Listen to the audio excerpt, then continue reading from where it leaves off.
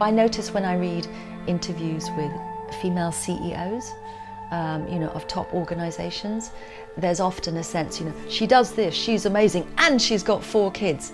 It never mentions whether a man CEO has children. It's about what he does for the company, it's about decisions he's made. It's not about whether he has children or not. So there is still a real double standard there.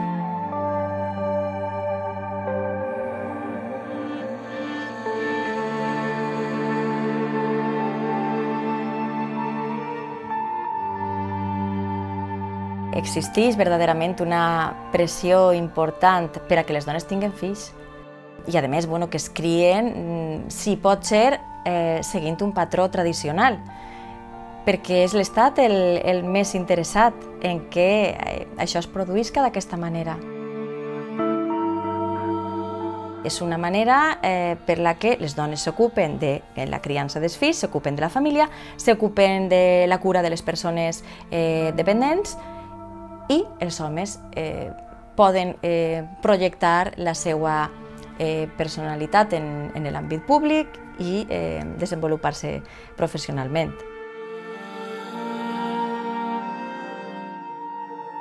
The overvaluing of motherhood as an institution, I think it is so high at the moment to almost counteract the fear around, well, what happens if more women choose not to have children?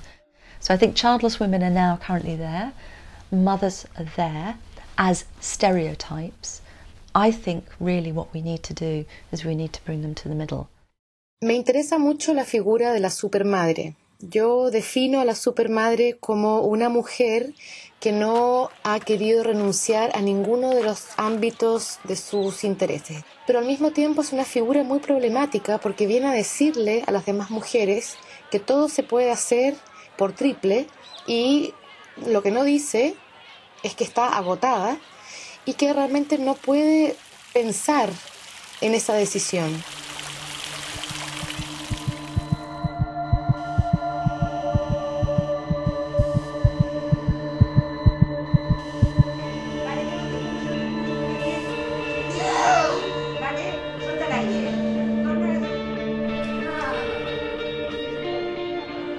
Vous avez un bébé, vous venez d'accoucher et aujourd'hui, ici, la plupart du temps, les infirmières viennent auprès de la maman, disent « Naturellement, vous allez allaiter, madame ».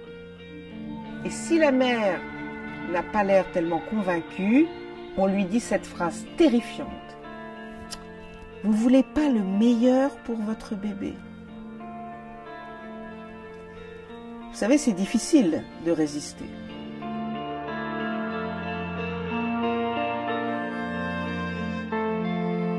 L'offensive catholique de droite de la Litchling, une association qui a beaucoup développé l'idée que les mères américaines étaient de mauvaises mères parce qu'elles n'allaitaient pas et que les femmes qui ne voulaient pas allaiter étaient des monstres.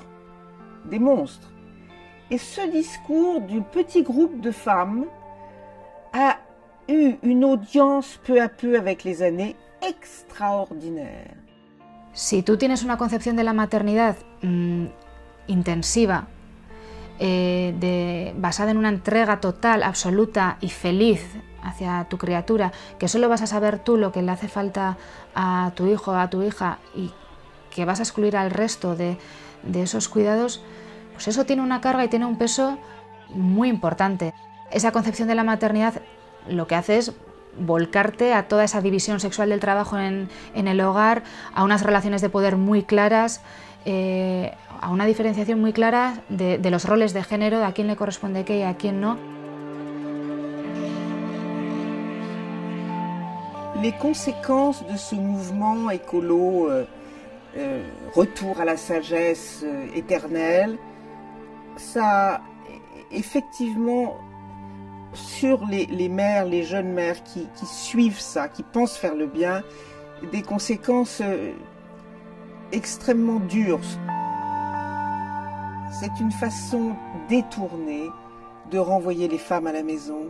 C'est une façon déguisée de laisser le monde extérieur, le monde économique, le monde professionnel aux hommes, le monde politique aux hommes. Et sous couvert de modernité, on nous renvoie au Moyen Âge. Et c'est insupportable. Voilà, c'est insupportable.